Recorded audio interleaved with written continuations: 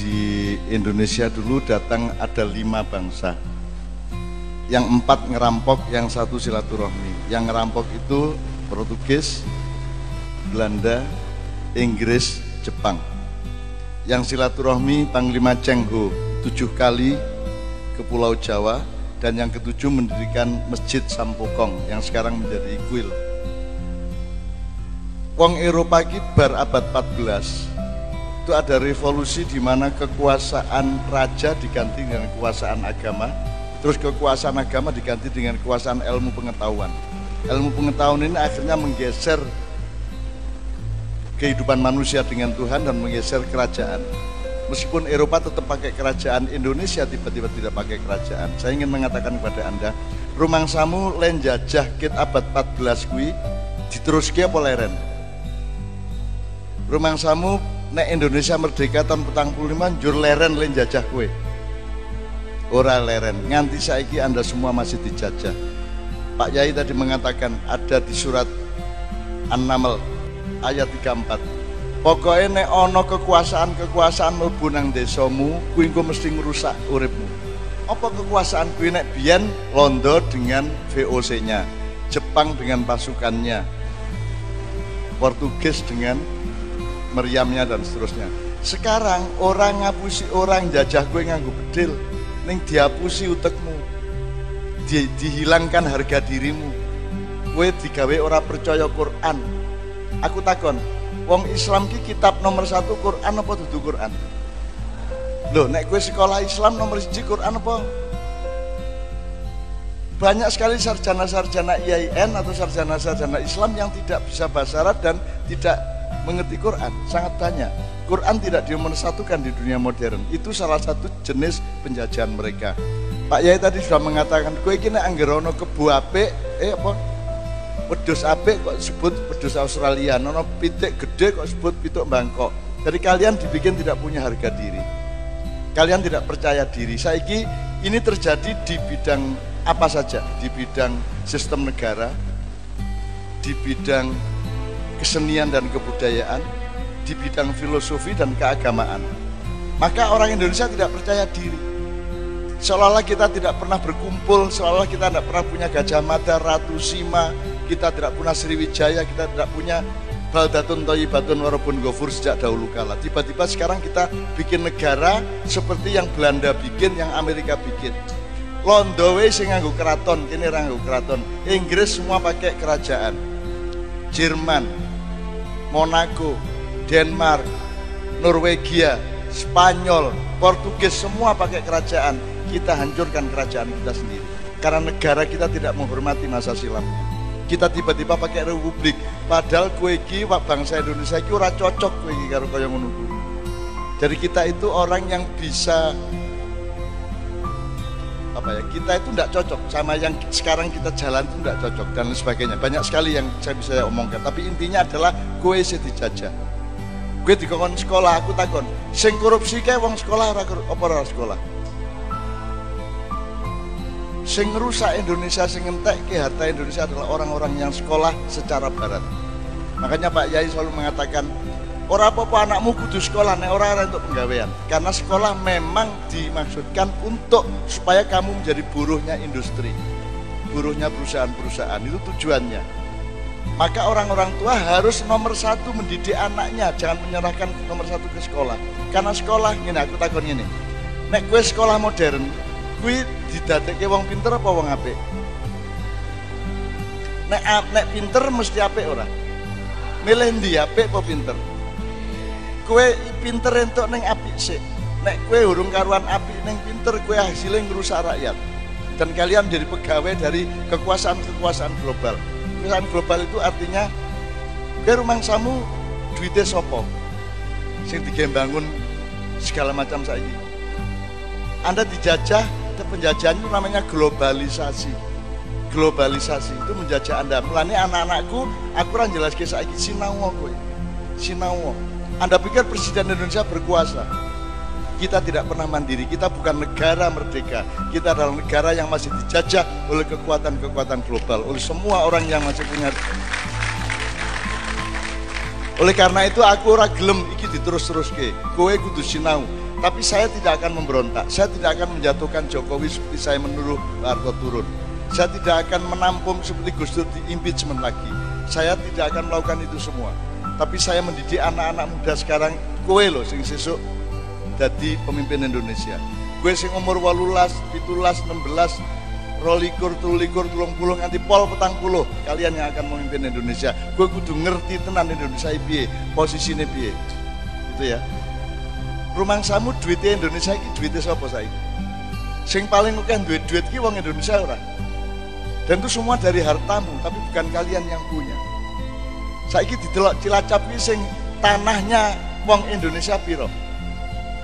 Nek ana gedung-gedung dhuwur ning Cilacap kuwi sapa sing duwe? Dudu kowe.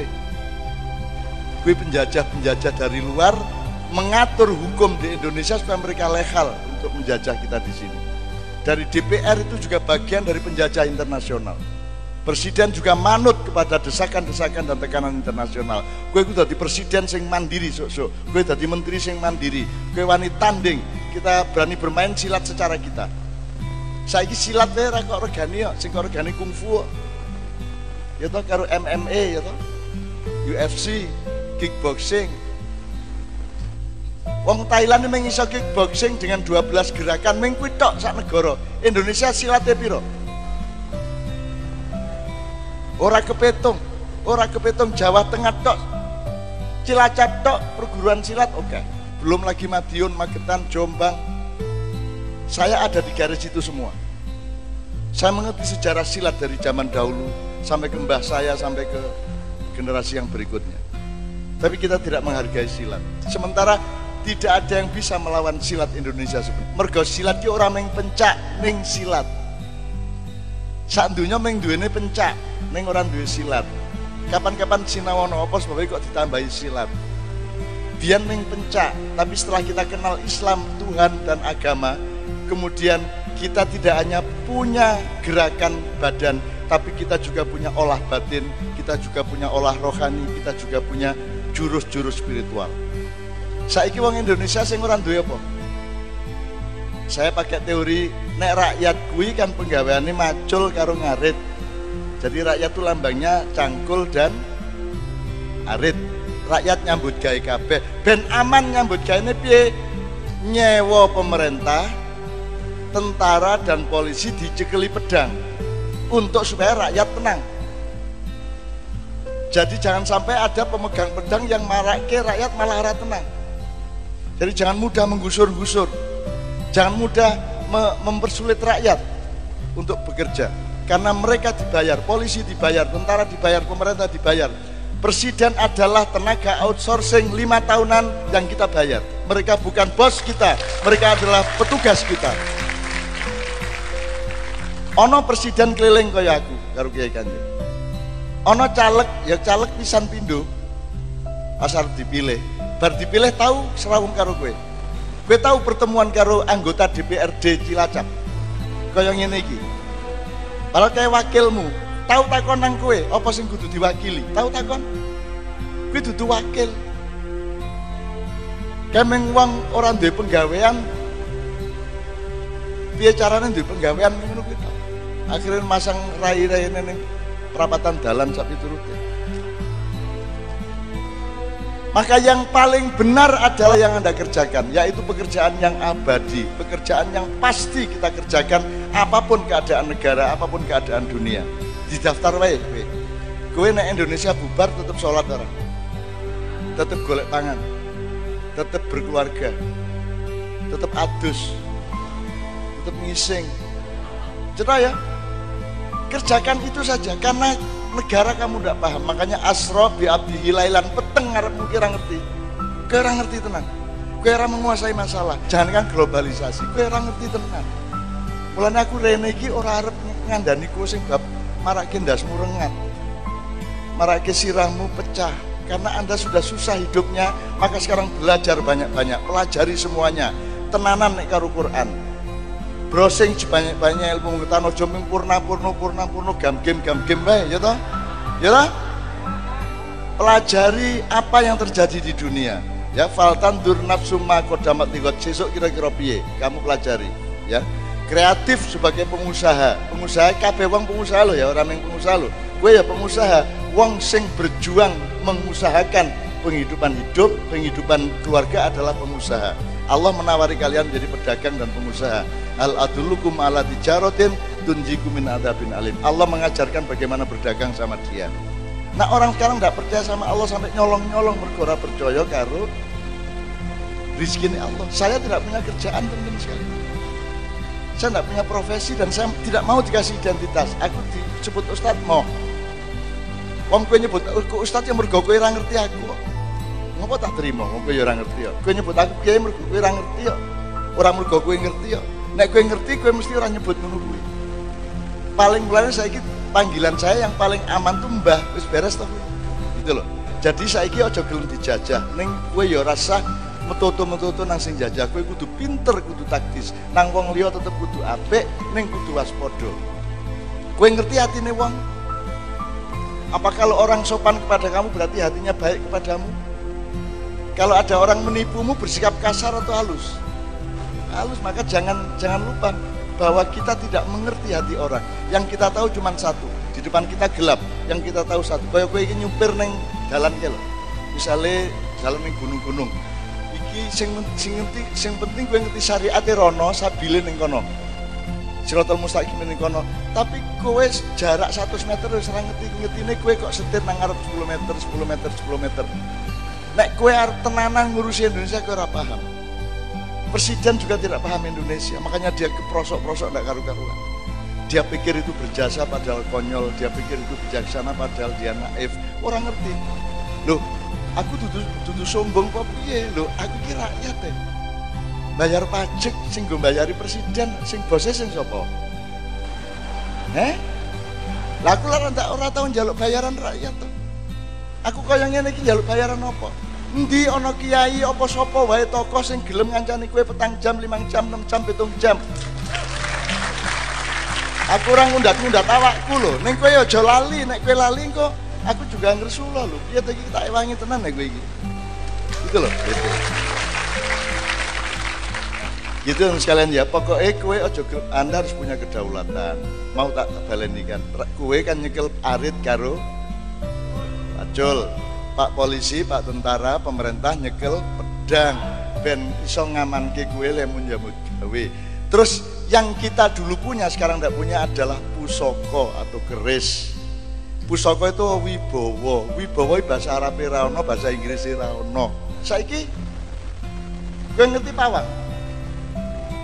Kalau Anda berhadapan dengan macan, harimau atau binatang buas ada 3 cara. 1 pakai kekerasan, kowe gelut, kok tegek, kok taleni. Karena kamu pesilat yang luar biasa, gitu ya. Tapi itu pakai kekerasan namanya. Yang nomor 2 pakai ilmu, kok apusi, kok kayak panganan, juru kok langsung, baru kok ikat, kamu kurungin. Pakai ilmu namanya, siasat. Yang nomor 3, kowe nganggo wibawa, kowe nganggo aura, kowe nganggo wibawaan. Jenenge pawang. Pawang ki ora perlu ngopo-ngopo. Macane nek ana pawange meneng. Nah, itu yang sekarang hilang di Indonesia. Jadi yang bisa ngurusi Indonesia sekarang ini sebenarnya sapa wae presidennya mesti diurek-urek karo liyane, betul enggak? Mergo ora malati. Nek pawang malati kowe jahat sithik ning njero atimu kowe wis kualat. Kita butuh presiden sing malati.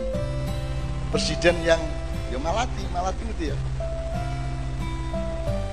Kualat ngerti kualat. Orang yang mengkualati namanya malati. Jadi nek iso presiden Indonesia iki anggarono beberapa calon menteri diundang karo dhek bengi-bengi dijak lungguh nisor wit ning kebon. Sumpah ya. Bismillah ya. Pokoknya kowe khianat sidik dirijimu ilang siji. Khianat rada akeh sikilmu tugel. Khianat rada tenanan karo-karone sikilmu ilang. Kowe khianat total kepada bangsa Indonesia, raimu roto. Demikian juga saya. Kita bersumpah, kita bermubahalah. Nek ono presiden wani mubahalah karo calon-calon menterine, dhek ora wani yang sarake sopo-sopo. Dia pasti akan berbuat sebaik-baiknya untuk rakyatnya. Nah saiki sumpah sing dilanggar kabeh. Sing nyumpah wae yo nglanggar. Piye saiki? Lagi piye bal-balan kok sing wasite melu nendang bal. Ana kesebelasan ngelbokke nang gawange dhewe ya ra. Ternyata dia utusan dari kesebelasan lawan. Hakim garis malah burung prit diprit. Ya ta? Kudune prit malah ora diprit. Kan sekarang semua ikut bermain sepak bola. Jadi ada yang tidak ada yang kesebelasan. Mergo nek 11 kan cetok. Iki ora ditambah pemain lain yo wasit, yo manajer, yo sing duwe gedung barang pesen skor, ya tak? Kan gitu di Indonesia. Nah, teman sekalian, Anda jangan mengeluh dan jangan menderita karena itu semua. Tidak terlalu penting itu semua. Yang penting adalah apa yang Anda lakukan sekarang. Cetha akidahmu, cetha ibadahmu, cetha penggaweanmu, gak wis entokke penggaweanmu, cetha bojomu, anakmu, cita-citamu, itu kamu lakukan, maka Tuhan yang akan membereskan Indonesia dengan para malaikatnya dan Kanjeng Nabi dengan syafaatnya. Cok khawatir. Aku takon, kowe nandur iki iso nyukulke apa? Sing penting kowe macul-macul kok banyune ndur kok tandur wis. Bar kuwi kok enteni ana suket kok jabuti mung ngono tok to. Sing ngodot tandurane sapa? Yang menumbuhkan tanamannya bukan Anda. Yang bikin buah bukan Anda, kan begitu. Allah mengatakan alaikat dakwah wa alainal balagh. Wis pokoke kowe nyambut gawe sing tenan, engko aku sing bagi rezeki aja kuwatir. Min haitsulah ya tasib coba. Jadi kowe ora perlu nyolong nang sapa-sapa. Nek kowe nganti nyolong, kowe menyinggung perasaanku dari Gusti Allah. Kaya aku iki ora pemurah wae. Maka saya seumur hidup, Mas, ya mengin iki uripku. Kudune ngene iki tak dol pilpres beres. Asak kabupaten aku ben bengi aku iso nglompokke wong-wong nek ora udan sampe nganti kuwi nek tak dol, wah bayangke aku sak jeretan sak triliun wis. Sak anak putuku to ning aku sak triliun dienggo ngopo? Aku ora ngerti carane memanfaatkan duit lebih dari kebutuhan saya, aku ora mudeng. Nek aku iso tuku mobil 5 apa ya tak nggo kabeh bendina. Gonta-ganti ya ora penak dirasani tangga. Nek aku duwe omah gedhe iso gawe kamar 150 apa ya aku nek turu bengi 5 menit pindah, 5 menit pindah. Aku iso tuku pakaian 100 apa ya tak nggo kabeh. Aku ora ngerti carane ragus, aku ora ngerti carane serakah. Isone iki ya mung kaya kowe urip apa anane sak madya. Dan saya betul-betul sampai hari ini masih seperti itu. Teman sekalian, aku iki sih asa-asa. Nganti saiki takon kiai Kanjeng, saya masih asa-asa. Aku sih nyuci piring, aku sih nyapu, saya melakukan sebagaimana orang hidup. Gitu loh. Aku nek antri ya antri, ndodok ya ndodok, ning pinggir dalan ya ora masalah. Aku ora duwe batasan apa-apa kecuali akhlak dan akidah. Ngono lho. Saiki golek ya tapi aku bukan pencitraan ya. Pencitraan gua apa aku? Wong aku ya ora ngopo-ngopo kok. Gitu loh. Jadi teman sekalian, saya kesini naik bis mau, naik kijang mau, naik rondong mau, sakarpe panitiane. Gelem aku. Ora kudu helikopter, ora kudu hotel, ora tak nyang dikai hotel monggo, ora masalah. Aku ora tau ngenyang, aku ora tau ora trimo. Disuguhi mangan alhamdulillah, ora disuguhi mangan kebangetan. Tapi aku ora masalah. Dan tadi saya bilang sama Pak Yai, saya ini kalau bisa jangan makan. Kapan saya bisa tidak makan, itulah kebahagiaan saya. Kalau saya terpaksa makan, itu agak sedih saya. Kalau bisa saya tidak makan. Semakin sering saya tidak makan, semakin saya sehat. Dan saya sehat walafiat karena Allah mengizinkan saya untuk tidak sakit. Jadi jangan dibilang, oh Cak Nun sehat. Ora, urung mesti. Gue nak jalan ke loro, aku ya loro. Jadi sehat bukan milikmu, bukan milikku. Sakit bukan milikmu, bukan milikku. Maka pasrahlah hidupmu kepada Allah Subhanahu Wa Taala. Allah yang bikin semua. Gitu loh.